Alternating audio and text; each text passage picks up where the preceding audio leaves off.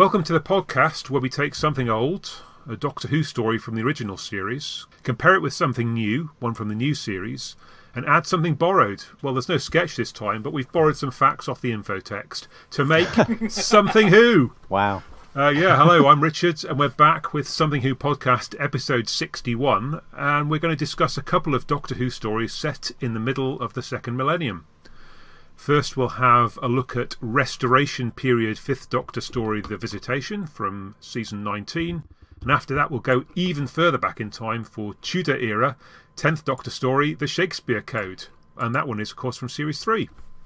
So after stretching the number of contributors on the last episode, we've got a pared down panel this time. And first up, it's Paul, lately returned to the multimedia experience that is the Doctor Who Missing Episodes podcast. Oh, goodness, yeah. Yeah. Also the acclaimed writer of many a Big Finish story. Hello, Paul. Hello. Yes. In particular, the Big Finish story, The Prince of Denmark, which basically features Shakespeare and thus should be included in this discussion tonight. But I'm going to do my best to rein it in. Yeah, we'll look forward to that. Yeah, and we're never quite sure what format the Missing Episodes podcast is going to pop up in next, but it's been very entertaining the last few weeks. Stage play. Yeah, there you go. Yeah. The live experience. Yeah. I think the nicest comment we had when we did our recent run of videos was that we were better looking than the viewer had expected. Oh, right. I chose to take that as a compliment. Yeah. But he might have meant that he thought we were so appalling that even the low quality of the visages that were presented was still an improvement on what he'd feared. Who knows? Excellent. Also joining us is science and astronomy writer Giles. Evening all. Who last time we encountered him was in the early grip of COVID as we were recording, but thankfully recovered, as indeed is Paul. So good evening, Giles. Yes, evening. Yeah, happily recovered, back in the land of the living. Just back from a couple of weeks in Germany with the in-laws, so that was quite fun. I can't believe I was coming down with COVID when we last recorded, and that seems like ages and ages ago now, but I guess it was. Yeah, well, it took me ages and ages and ages to edit it. That was part of the problem. Hence going for the unplugged approach this time. Yeah, but it was. I mean, it was fun. I mean, there were definitely fun episodes to edit, but there was a lot in it. So yeah. And we had some suggestions last time that the sketch had outstayed its welcome. So we'll see how we go with Sketchless tonight. If there's a general clamour for it to return, or if we just feel like we want to do one, then we might. But you've got your wish on this occasion. Humbug. We know who you are. Okay, well, let's kick off then with The Visitation, written by Eric Sayward and directed by Peter Moffat, which was recorded in May 1981 and then broadcast in February 1982. I was just going to start by taking us back to 1982. I mean, a year that all three of us are relatively familiar with, but then I wonder just quite how much we remember of it. I mean, I was just chewing over the fact that in February 1982 there were only 3 television channels. It was before the launch of Channel 4 later that year. I mean, some of us had VCRs, but other than that, then broadcast TV was your only option, so you had a choice of 3 and that was it. But it wasn't just telly. I mean, microwave ovens were just coming into use. Not everybody had one, and there wasn't really any such thing as a ready meal in those days. If you wanted to buy stuff, you could use cash or cheque or maybe credit card if they accepted it. And many people were still paid cash in hand at the end of the week. But if you were paid into your bank account, it wasn't that easy to get hold of cash, because cash machines weren't even very widespread in the early 80s. I mean, I guess they're not going to be very widespread soon either, as well, with the way things are going. There were no mobile phones. You had a landline or a payphone, and that was it. No GPS. You might have had a trim phone. Yeah, trim phone. Yeah, that's very true. Yeah. No GPS, so it was paper maps or nothing. You might have had a nice pocket calculator, potentially maybe even a ZX81, but there wasn't much in the way of home computing. The IBM PC launched the year before, but it couldn't do very much, and the Apple Mac wouldn't launch for a couple of years yet. No web, You couldn't buy anything online. There was mail order, but you basically had to mail it in, and it could take months for it to arrive. We all had digital watches, Richard. We'd arrived in the future. There was a digital watch. Which seemed like a pretty good idea. Yeah. Pretty cool idea. Sorry. I mean, the great thing about the early digital watches was, was that you couldn't actually tell the time unless you pressed the button. Though that was the one of those early LED ones. Sure. How far things have moved on. I've just received in the post today this Fitbit. Yes. I'm always an early adopter. You won't have heard of them, but the latest craze. And now, if I lift it up and show it to my face, the blank screen shows me the time. I don't know how it knows I'm looking at it, but it somehow does. Isn't that magic? That's how we've come on in 40 years. I mean, I guess all of that was just to say that perhaps 1982 is almost as foreign to us now as 1666 was in 1982. I mean, I wonder maybe where you were going with it. Yeah, but you tell that to the kids these days, and they don't believe you. Yeah. I mean, they say the past is a foreign country, and of course, Doctor Who's always somewhat in the future. But yeah, when you stop to think about it, it definitely was a different world. Mm. The other thing I was going to say, and then I will let you speak, is that the Visitation is one of those rare stories for me, which comes from that period from about season 19 to season 22, where I haven't just seen them on broadcast. I watched them many, many, many times in the 80s. Wow. The Visitation maybe sort of 10 or 15 times. Haven't probably seen it much since the 80s, but watching it back this weekend, it was very clear in my head. I didn't need to do much research, and I could just sort of enjoy the story and remember all the scenes. Yes, I'm fairly familiar with it as well. You mentioned video recorders there, and we were not necessarily early adopters, but sort of medium adopters.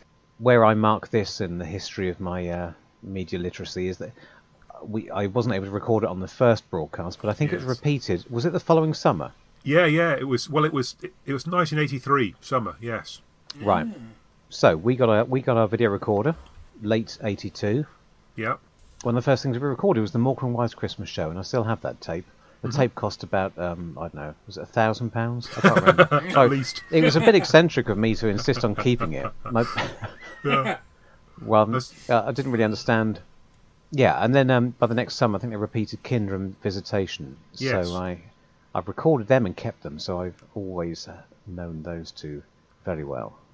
Yeah, and that was the same occasion that I recorded Visitation. I also missed it on original broadcast, but I recorded it in '83. So, in Yorkshire area, there was a slight video fault round about the broken clock line, which I saw many times. It sort of came in and out. It didn't really miss much. But I didn't bother to record Kinder because I hadn't enjoyed it the first time round. But maybe that just shows what a 14-year-old knows, doesn't it? Well, my parents were late adopters of video technology, so this is well beyond, well before any chance of me recording anything. But curiously enough, because they owned a pub in the late 70s where I grew up, they were early adopters of microwave oven technology. No. And in fact, there was a company called Jugs who did do what was the equivalent of ready meals, I guess, or like pub catering stuff. That so yes, we were very familiar with the microwave oven, but you couldn't watch the Visitation on it. So, but I did have. I think it was around this time. Probably started.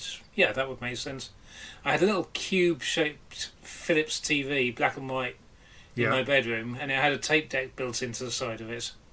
Oh, right. And it was so I started with recording audio recordings of things around this time, basically, and so again I have over familiarity with it, at least from the soundtrack point of view, because I listened to that to death. Right. So you were the Graham Strong of the mid-80s then? Yes, yeah. If only we'd needed a Graham Strong in the mid-80s. Yeah. The other reason we might be familiar with it, even if we didn't have videos, was the novelisation, because wasn't it the first one published from season 19? It was indeed. I have very fond memories. I remember it coming out with indecent haste, and what seemed quite exciting at the time, having a photo cover, although very quickly that novelty wore off. Certainly by the time we got to Arkham Infinity and abominations like that. Yes. Oh gosh, yes. Yeah. Yeah. We also had, well, we may have had the book The Making of Doctor Who, which focused on the Visitation. Anyone have that? So I feel like even without looking at the production text on the Blu-ray, I feel like I have certain anecdotes about the making of the story embedded in my head. Oh, okay. I feel like I know the ins and outs of how they destroyed the android, as well as if there'd been an entire Doctor Who Confidential devoted to it. No, I can't. I'm not familiar with that. I do remember that book. It was about sort of 60 to 80 pages long, wasn't it? It wasn't. Yeah. It was lots of photos in it. An oversized, slim paperback with lots of photos. Yeah.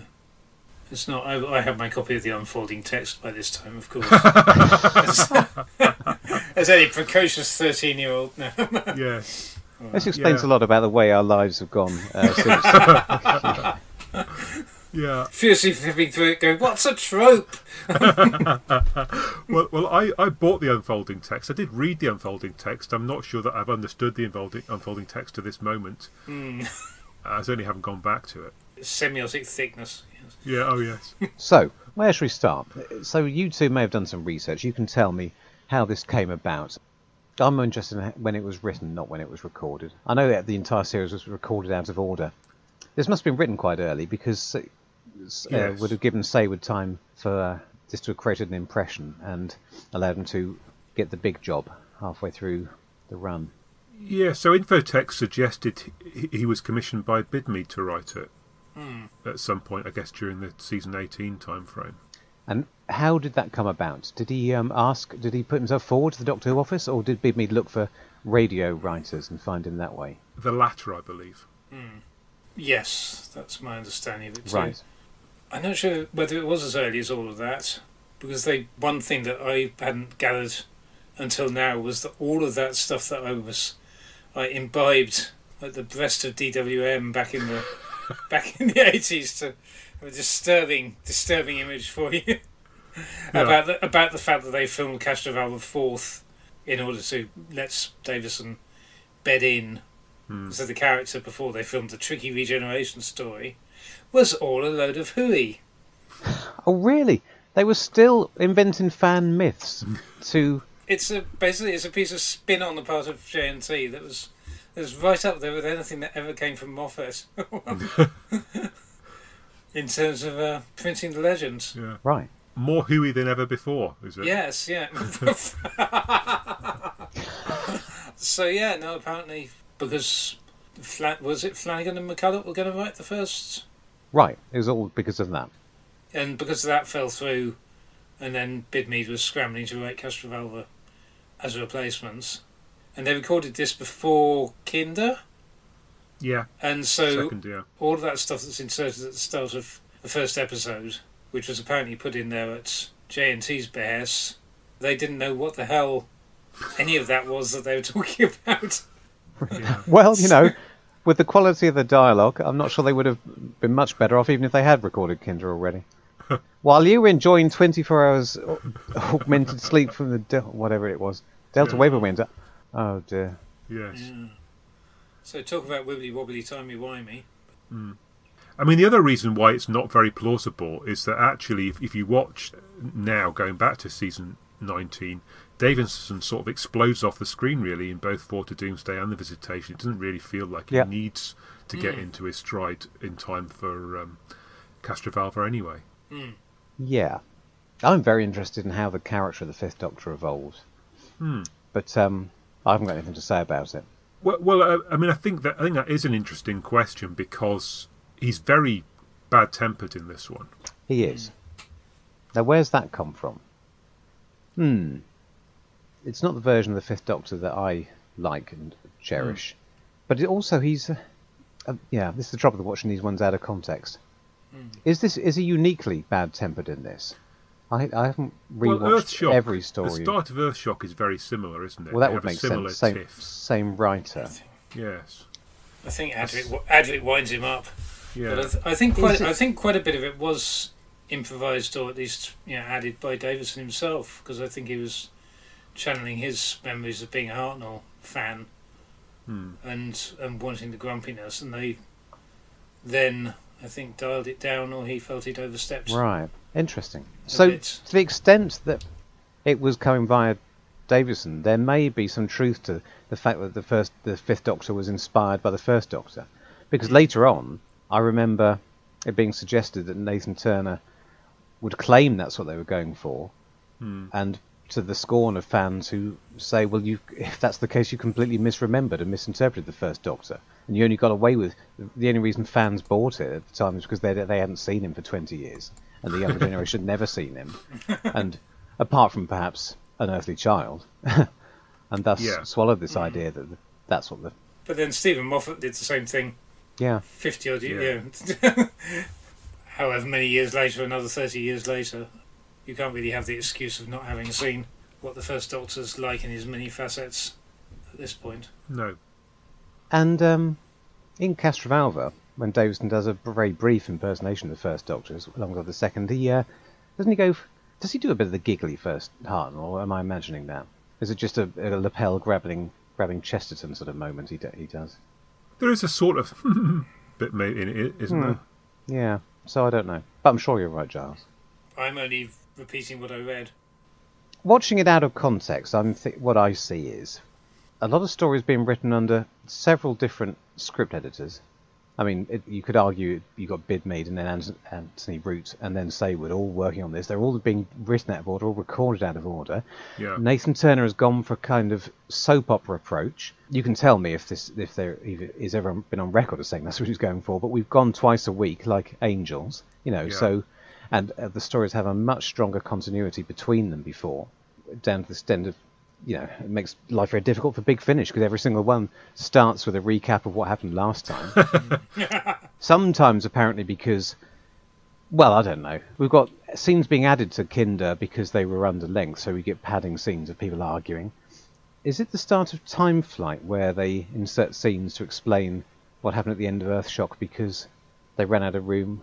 There's definitely at least one story in this era where they... A big part of the denouement gets pushed forward to the beginning of the next story because they run out of time to fit it in. So you're never quite sure how much of it is down to production issues and how much is deliberately tying these things together because it might make it feel more real. But anyway, where I was going with that is that it does...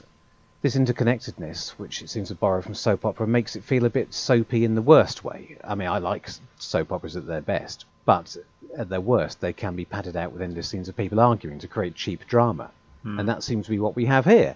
But is that at its worst in Saywood's stories? And if so, where does that come from? He drops that later on. By the time he's found his voice, sadly towards the end of his time on the programme, but he actually developed... Well, I say found his voice. Some people would say he ends up just borrowing Robert Holmes's, but that's a different question. Why are we getting all this? And even within this story, the dialogue, there's some really good stuff. The best stuff, and for my money the most hooey, is the stuff that he borrows from, I'm assuming, is in the style of the radio dramas that he's known for and that maybe Bidmead sought him out for. Richard Mace. Let's talk about Richard Mace, shall we? Yeah, well, I mean, I guess just before you do that, because I agree that it would be nice to talk about Richard Mace, it sort of feels like he's got the Doctor and his three companions, and what they're going to do, they're just going to bicker for a bit. And then, as you say, as soon as Richard Mace comes on the scene, this is everybody relaxes a bit, and it's a bit more florid. But also, they immediately have to sideline a couple of the companions because now you've got the Doctor and four companions, and that really isn't going to work. Indeed. Yeah. It is Adric who draws the short straw, isn't it? And whether he knew where it was going with in Earthshock, it feels like he does, because he's starting to lay on the pathos here about Adric feeling hard done by. People often say that they have such...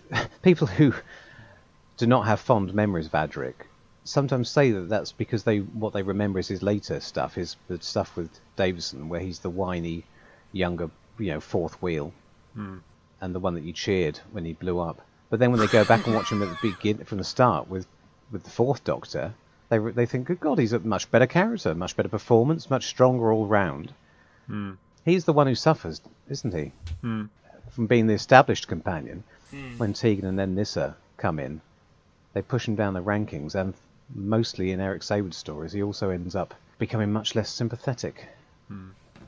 Tegan is good, though. She's very, very feisty here. Yeah. You do get this sense that possibly Saywood thinks the same as Peter Davison, that Nyssa is the best companion from a practical nuts and bolts Doctor Who sense. When you pair the fifth Doctor and Nyssa, things get done. They talk to each other like equals. Yeah, well, so I think that's true, but I also think that Tegan sucks a lot of oxygen out of that relationship, so that actually she gets most of the best lines, and she's a clearer character, I suppose. So Nyssa spends quite a lot of time in stories with not a lot to do, because writers seem to find it easier to work out Tegan's character and involve her in the story. Yeah. Yes, yeah. And she's more likely to get herself into trouble, it feels like. Whereas with this, again, we get, I guess there's 2 episodes at least of this where she's basically packed off back to the TARDIS to get on with her own plot.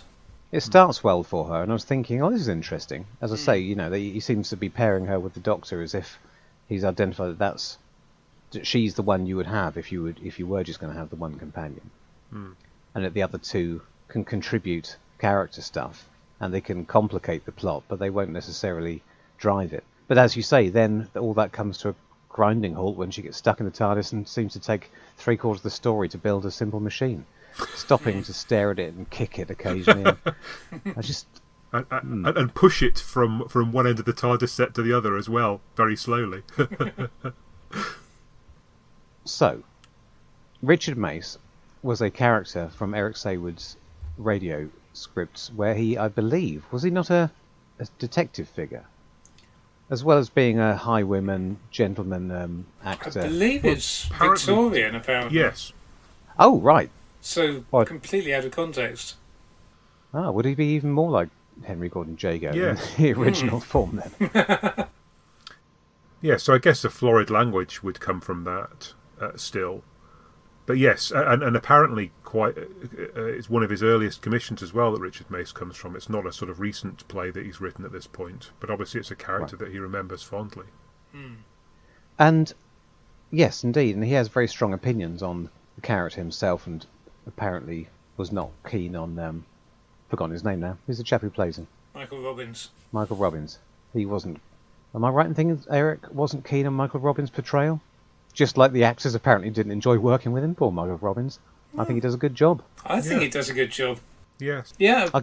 He seems to be playing what's written, as far as I can tell. And on the flip side, J&T, I'm assuming must be the character of Mace that J&T wasn't keen on, when he apparently said, I'm not sure I like the Visitation, it reminds me too much of the Talons of Wing Chiang. Oh, really? Do you know that quote? No. I thought that was a famous one. Oh, well... Because what you're supposed to react, how you're supposed to react is to say, hang on a minute, that's a good thing. Yes. But I mean, whether Nathan Turner likes the Talons of Wang Chiang in itself, he obviously didn't want the programme to be like that, did he, at this point? It suggests that he was trying to get away from both the Williams era and any of the excesses, in inverted commas, of the Tom Baker era. So to the extent that he didn't want big, florid, theatrical, larger-than-life characters. I mean, you could believe that, couldn't you? It's a bit un-JNT though, isn't it? It's on later JNT, well, I guess. He's a complicated person, isn't he? Yeah. I wonder. He's casting big, florid actors to play against type as straight characters, isn't he? Through a lot of his era. Well, Yes. I think he genuinely resisted making the programme theatrical for a very long time, and I don't know. We've got Beryl Reid coming up next week, haven't we? And, Yeah, you're right. I mean, at this point, he's very much casting against type, as you say, with Beryl Reid, with Nerys Hughes. It's they're not comedy characters, and they're not what the audience would expect with those people in the roles. And as you say, Michael Robbins is another one that people will remember as a comedy actor rather than a straight actor. But he does, as you say, a good job with this role. So, does it also feel like one of those Doctor Who stories where a writer new to the programme scratches around for what they think Doctor Who is, even though they probably haven't watched it because they're a grown-up, even though they probably haven't watched it for a very long time? Does it feel like one of those? I mean, not in a bad way. The ending, the twist ending, seems to me like the sort of thing that a new writer comes up with. Yeah, they think, Doctor Who equals time travel equals... I know, I could get it. I could use it to explain away a great historical mystery. I can explain what happened to the Mary Celeste. We've done that one. All right, Great Fire of London.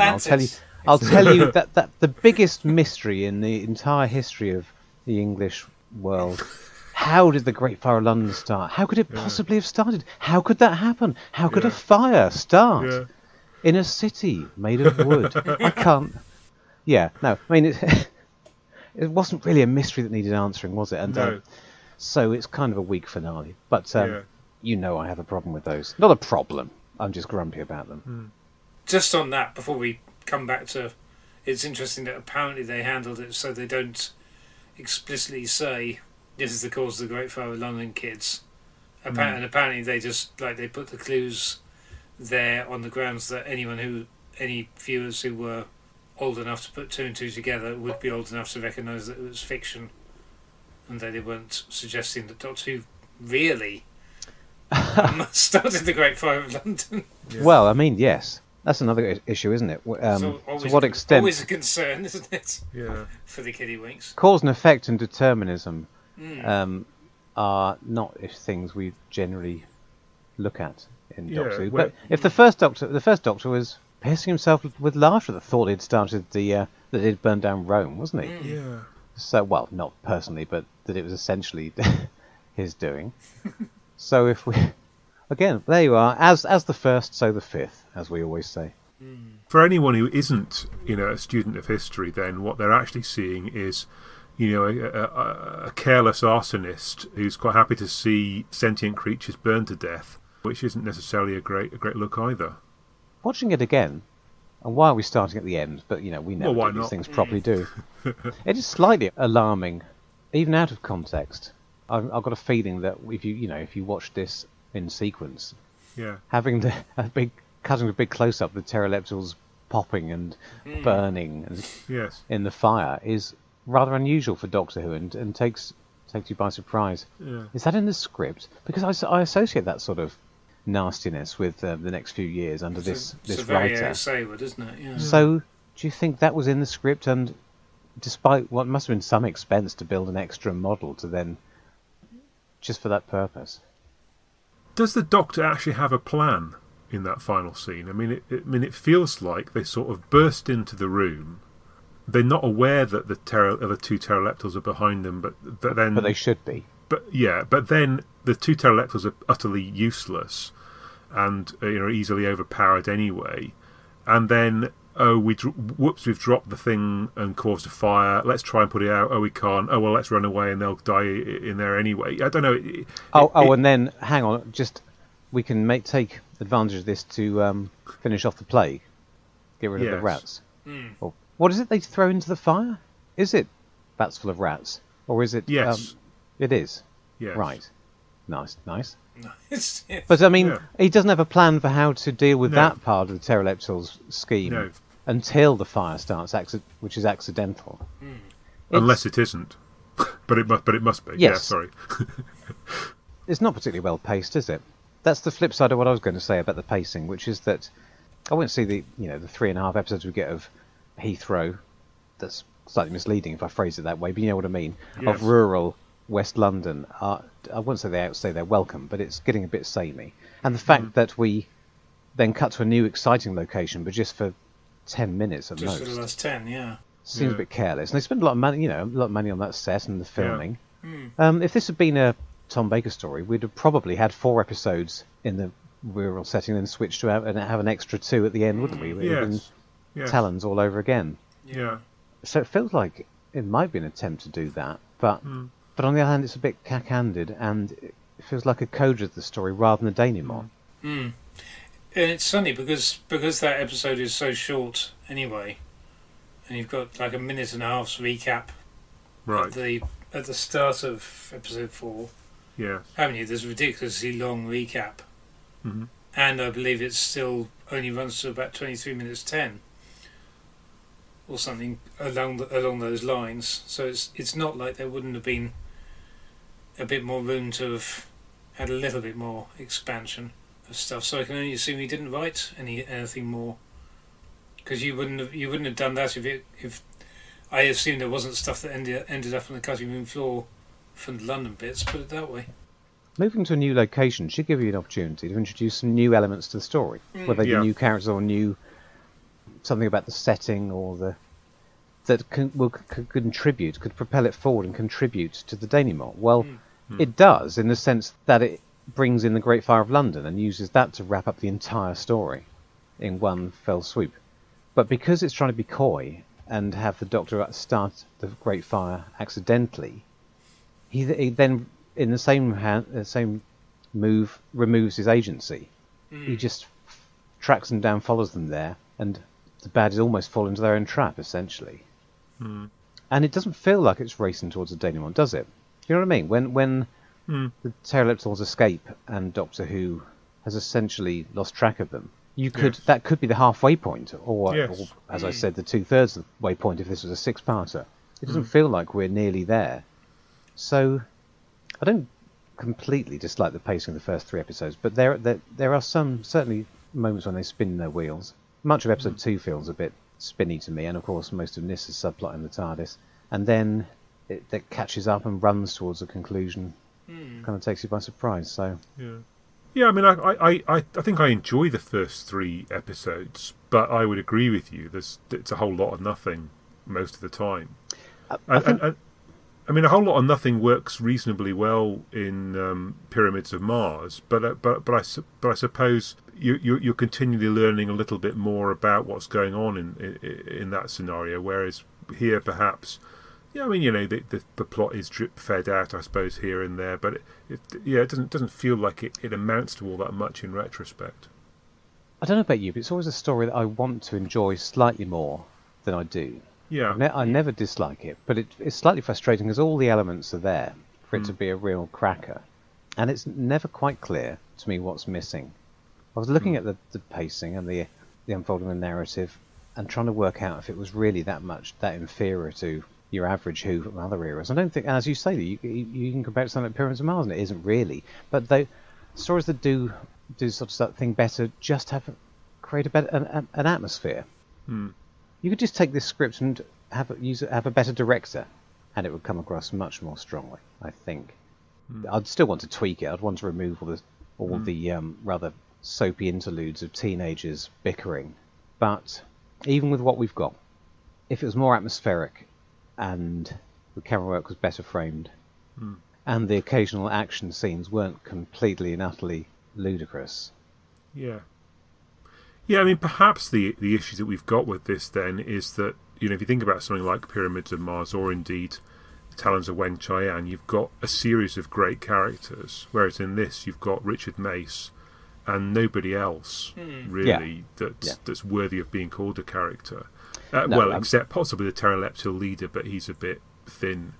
I was trying to give Eric the benefit of the doubt and shift the blame mostly onto the director, but yes, of course, yeah. I mean, all the other townsfolk are complete ciphers. We don't really get to know anything about them. We don't care that they're having their minds controlled, or we don't feel any joy when they return to normal. They're just indeed, complete personality vacuums, aren't they? And sadly, the only other characters that are in it that actually appear to have some character are all the ones that are killed off at the start.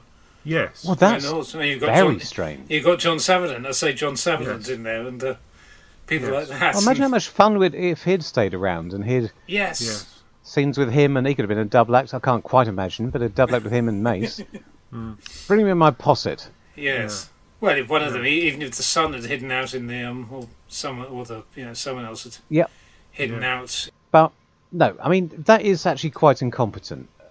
I think it's very strange from a production point of view, because I mean I don't know. I would have thought you'd have to pay them quite a lot of money, even if they're only in it for 5 minutes. Yeah. So maybe that's it. Maybe he's used up his budget for decent character actors in a pre-titles bit that contributes nothing, and then all we get is people stick on beards for the rest of the story. Yeah. I mean, it is beautiful. I mean, it's well worth having that 5 minutes at the start. But as you say, it's frustrating that you don't get anything like that thereafter, with the exception of Mace. Yeah, you even get the bloke off New Tricks. He's the son, isn't he? The Anthony Carth, I think the name of the actor. Oh, good lord! Yeah. Now you say it, yeah. Yeah. So it's it's a great start that just can't be quite sustained. It's not one. And getting back to the genesis of this, and as I understand it, Saywood's it was his girlfriend at the time, Paula Woolsey, I believe was. There's a name to conjure with. Cardinal Paula Woolsey. Cardinal Paula Woolsey, yeah. She didn't do the pattern book. No, hang on, that was Joy Gammon. That was Joy Gammon, but someone that was. She was peripherally involved in things somewhere, wasn't she? I think, unless I'm imagining it. But anyway, she was apparently researching the architecture and the rebuilding of London after the Great Fire, and that was apparently what gave Seywood the idea of sort of doing something set in that period. And I think it all came from the plague idea and working backwards. The plague coming to an end in the Great Fire. At least that was my understanding. But it's funny that for doing I don't know that much about what Seywood wrote in his radio career, but it's funny that you come in and do pitch a pseudo historical, or what we these days call a pseudo historical, because there haven't been that many. There hasn't been one since Horror of Fang Rock, I don't think. Really. It was suggested, I think, that you know that was the example of him being a bit out of touch, because there had been historicals when he'd watched the series. I mean, was this a story that... So you didn't recognise the anecdote about Nathan Turner not liking the tone, but is there any suggestion anywhere that he would rather not have made this story, but that they didn't have enough decent scripts and he was forced to? No? Nothing that I've ever heard. The suggestion was that it went down well with the hierarchy. It was generally a well-liked story. Good, because it does feel like Doctor Who, does it not? Yeah. Indeed.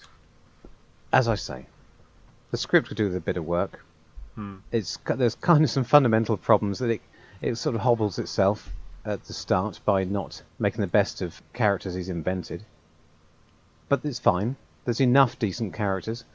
The plotting's good. It just needs, as well as the director not being able to conjure up the right atmosphere, the music kind of knackers it for me. We don't often talk about music in this era. I think it's mostly with historical stories that I find the Radiophonic Workshop stuff to stick out like a sore thumb. Which composes this? This is Paddy Kingston's. Yeah. Right. And is he Mr. Full Circle? Yes. Frontios. And also Frontios, yes. Yeah. And also Mordred Undead. So when I hear this, I just think I close my eyes, I think, if this was Full Circle, this would work. If this was Frontios, this would work very well. But it completely ruins the feeling that, for me, that we're in. Maybe that's a failure of my imagination. Well, he starts off. I mean, the initial music is very. You know, he's trying to conjure up that kind of Restoration era with the pacing of it. But it does also sound very 1982. Yeah. Yeah. Well. Yeah. I mean, it's very evocative of the era of Davison, I think, for me, but not necessarily of the 1660s, although I'm not quite sure what music is evocative of that era. I'm not sure there's much of it left. There's a bit more harpsichord. And possibly Crumhorn. Where's Terry Blyton when you need him, eh? Well, there we go. Yeah, so I was just checking that By the Sword Divided came later. That began in 1983. So, right. So it wasn't particularly anything that was in the air at the time. Although obviously there's a sort of post-Civil War anyway. It was restoration by a hair. It seems, yeah. I was entertaining the idea of was it influenced by... Is it Doctor Who latching onto something that's in the zeitgeist? That there was some interest in that period, but not particularly. But I believe, didn't Seywood end up effectively, maybe that's what's partly could explain some of its issues, that I think Seywood effectively ended up being his own script editor. I think by the time he'd written it, by the time it was completed and sort of ready to go into the script editing phase of things, Anthony Root had already upped sticks and recommended Seywood for the job, and so he ended up being his own in terms of actually doing the job on this and on Earthshock, and it was kind of a courtesy title that Root stayed on as being the credited script editor to get around BBC unhappiness with the usual thing about writers, script editors commissioning themselves. The end of part 1 is a bit like part 3 of Death of the Daleks, isn't it? You know, in that the peril that they're in is a brick wall. Yes, they're not my favourite cliffhangers. Yeah. Yeah, there's no Davison, but that's about it, really. I mean, it does feel a little bit melodramatic. Yes, it hasn't quite earned the shock factor of there hasn't been enough sinister build up, I don't think, to the idea. And then part 2, apparently that's another not again line from Davison. That's Davison doing the script editor's work of realising that, hang on, 2 weeks ago we had a similar cliffhanger, and so he said, "Don't you think I should comment on that, perhaps?" It's just as well they didn't record completely out of order then. Yeah. Yeah, we'd end up with a sort of season 26 scenario. Yeah, good point. Yes. Well, again, he says referring to something that's going to happen in a month's time. Yes. Oh no, not yet, or something. Yeah. Yeah. Still on the writing note, people often say that they do particularly like the villain. And it's so well written that I believe Michael Melia was cast not realising he'd be under a massive mask, and thought this was a character who would be playing, you know, with his own face in view. But then, having practiced it, doing it properly, he decided to stick with it, even when he was lumbering on all those. Was this the first example of a mask with an animatronic? Like a full-on animatronic thing. Can't think of any before this. It's quite effective. But that's the start of a Saywood thing, isn't it? To give his villains more little philosophical speeches, and to it's a actually bit Shara's Jack, isn't he? Yeah. And to actually have them challenge the Doctor in some way. Oh, sorry. That's Holmes, of course, but. But you know, even his cyber leader gets to have an argument, and Davros, of course, later on. He's very keen to make sure that they, in between ranting and raving, that they actually have a halfway decent stab at a point of view. That might give the Doctor pause. That all starts here, and it does seem unusual. Yeah, I mean, the pteroleptal leader has this, recognises pretty early on that he's up against something that the Doctor and his companions can't be from this time and place. They know too much, and so on. And makes that deductive leap, which is, as you say, makes him more of a character and less of a monster. I'm going to say this now, because I'll forget if I wait till later on, but it actually, just thinking about that, reminds me of the way Shakespeare is portrayed in Shakespeare Code. He also recognises the Doctor is a man out of time, which is it's played differently.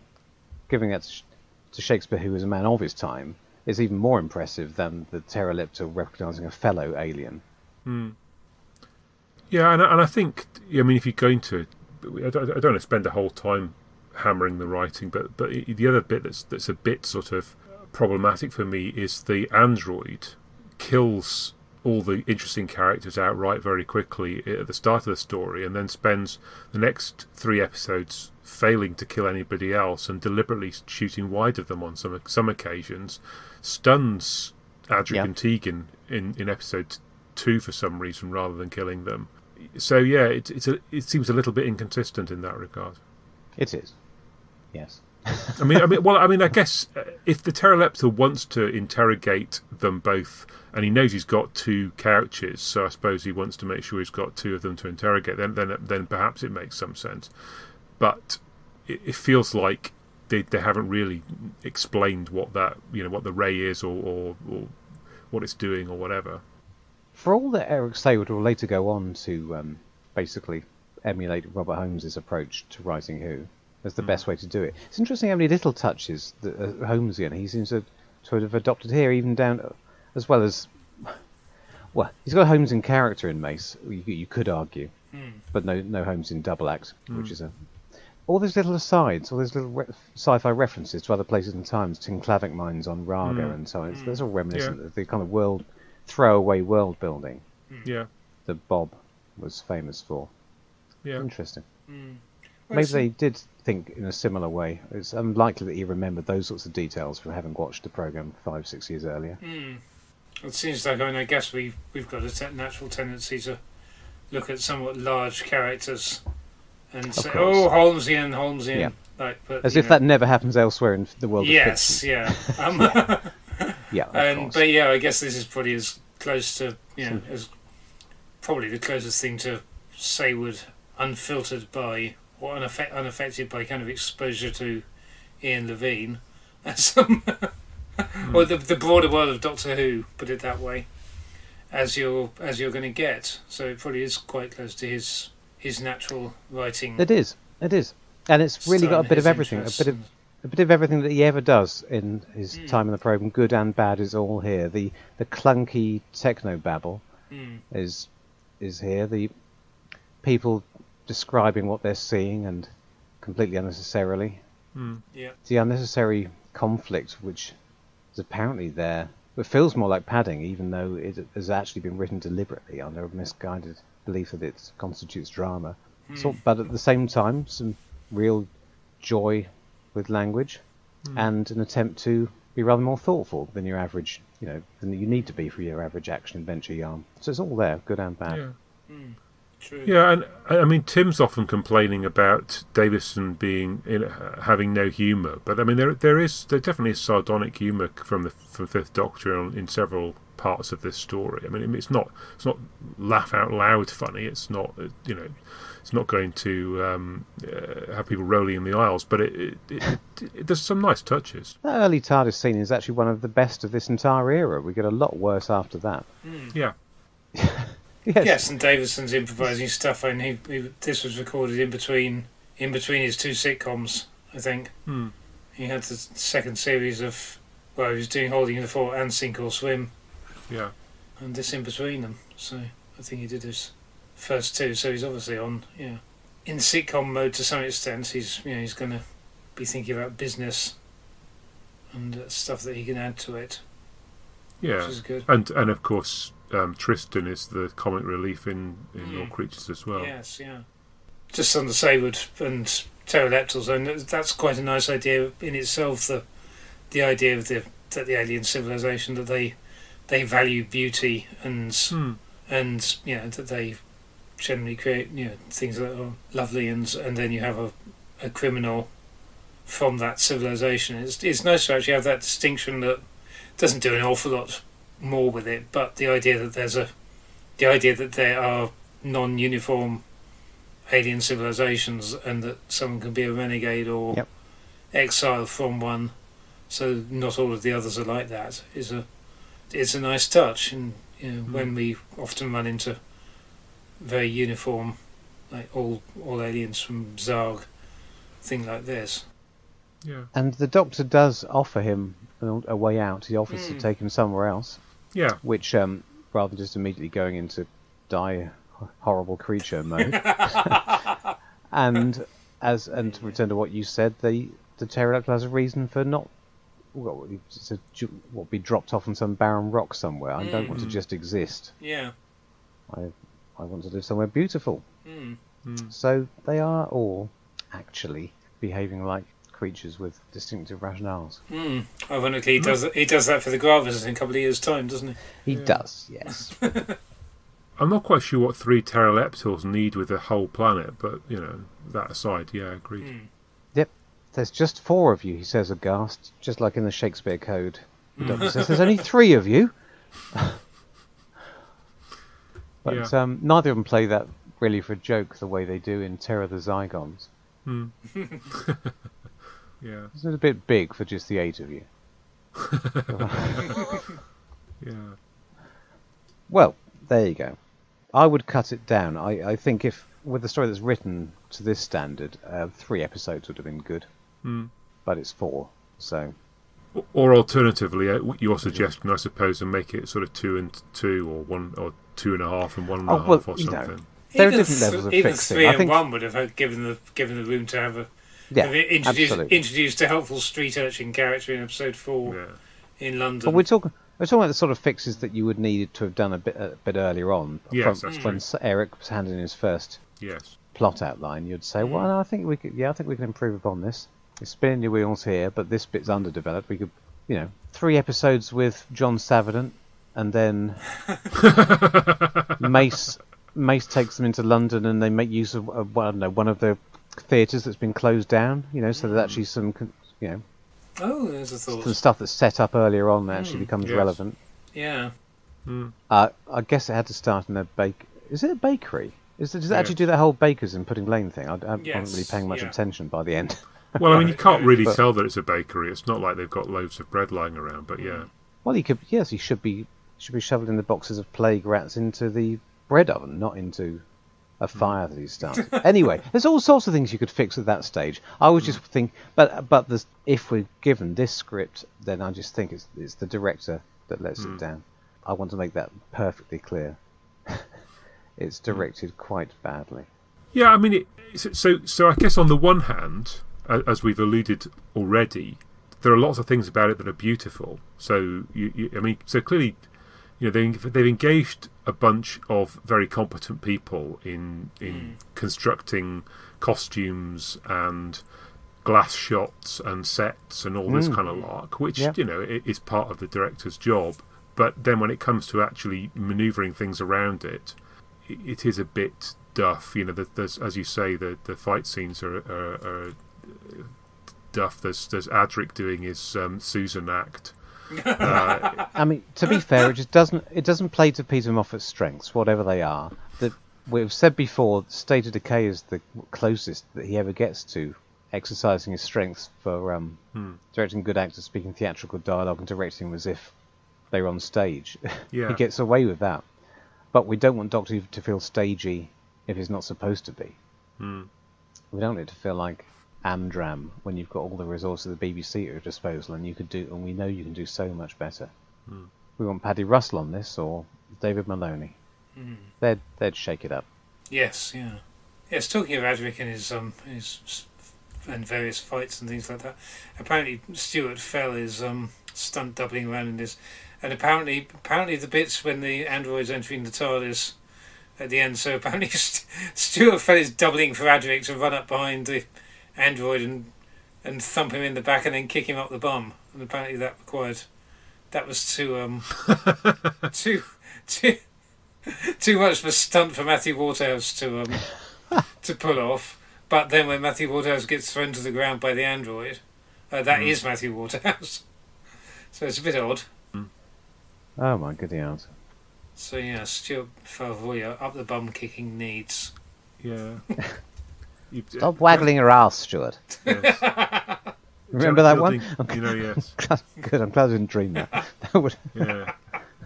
Janet Fielding gets another chance to do her possessed acting, although not quite as significantly as with the Mara. No, and she doesn't turn to the camera and say, "Not again," because she's not paying attention as closely. Well, as that's that she doesn't know that's happening yet. You see, that's the problem with the ordinary. Oh yes, of course.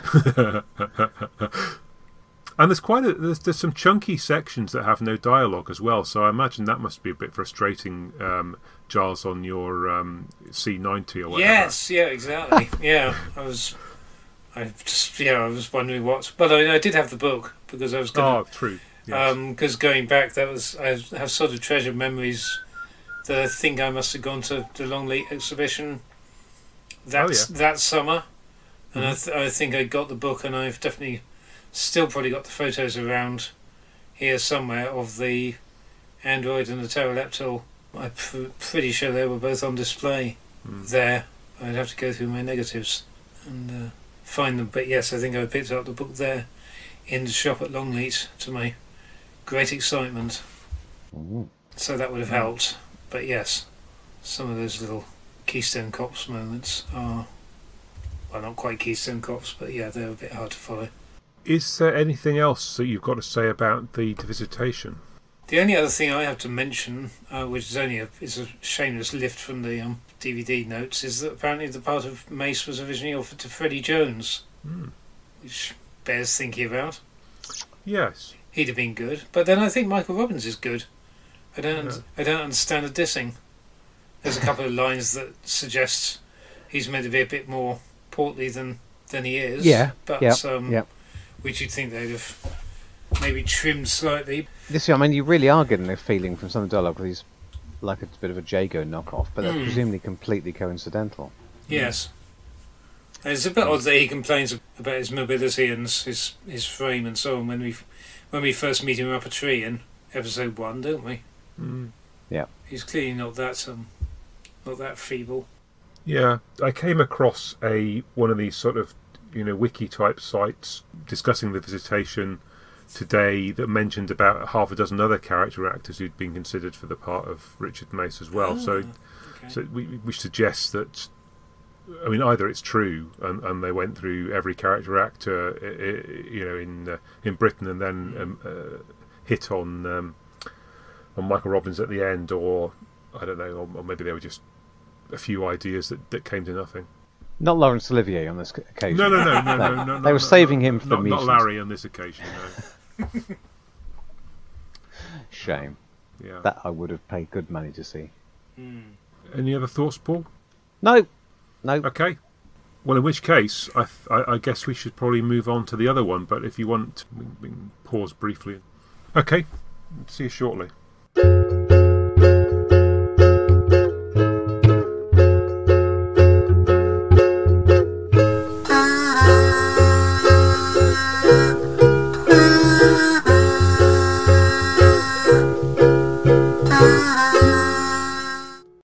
We'll be back soon, but in the meantime, here's a clip from my other podcast.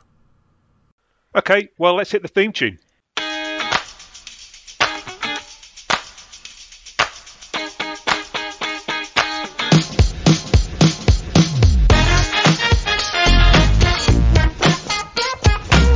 Hello and welcome to If It's Hurting, It's Not Working, our podcast all about work, why we work, how we work, and what makes a great job. So it's time to introduce our guest, Sean West. Hello, Sean. Hi, Emily. Hi, Richard. Yeah, so welcome, Sean, to If It's Hurting, It's Not Working. So, Sean, would you like to tell us a little bit about yourself and introduce yourself to our listeners? Yeah, sure. Look, I'm Sean West. I'm the Chief Finance Officer here at Arqiva. I was born in Australia, but I've lived in the UK for the last 22 years and now call the UK home. I live in South London with my wife, and I've got two small children of the age of 7 and 4. So when I'm not managing the finances to do with our telecommunications and broadcasting infrastructure, I'm running around on the infrastructure of two small children under the age of 7. That's certainly enough to fill your life and keep you busy. Indeed. So you're a Chief Finance Officer today, but can you take us back to your first job and what that was, please? Yeah, sure. Look, Emily, it seems like an eternity ago now, but many moons ago, my very first job was actually as a musician, and specifically as a classical musician. I used to play the clarinet, I used to perform in orchestras, and I also used to teach. Sure. So I guess that then begs some more questions. So how did you move away from that then into working in finance? Well, as with all things with many people's lives, Richard, by accident, I think is probably the case. So, I spent a lot of time, as I say, working, playing in orchestras and teaching.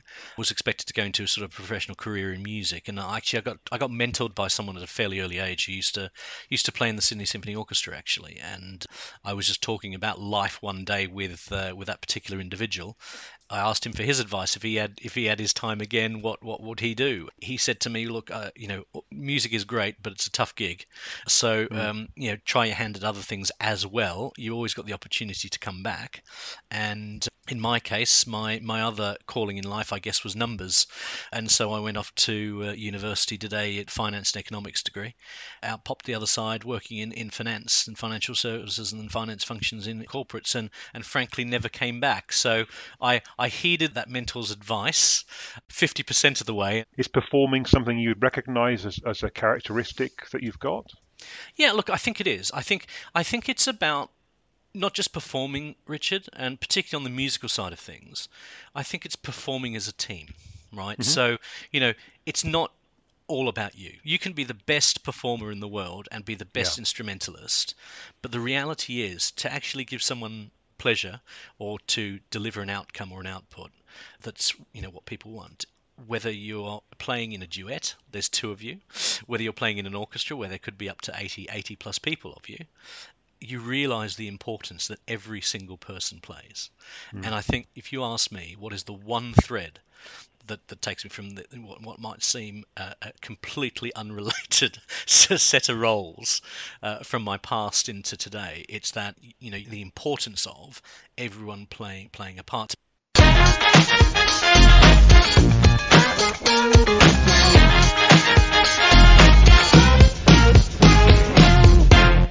Are you going to do your line, Richard? Oh, sorry. If I was actually looking at a script, it would be good, wouldn't it?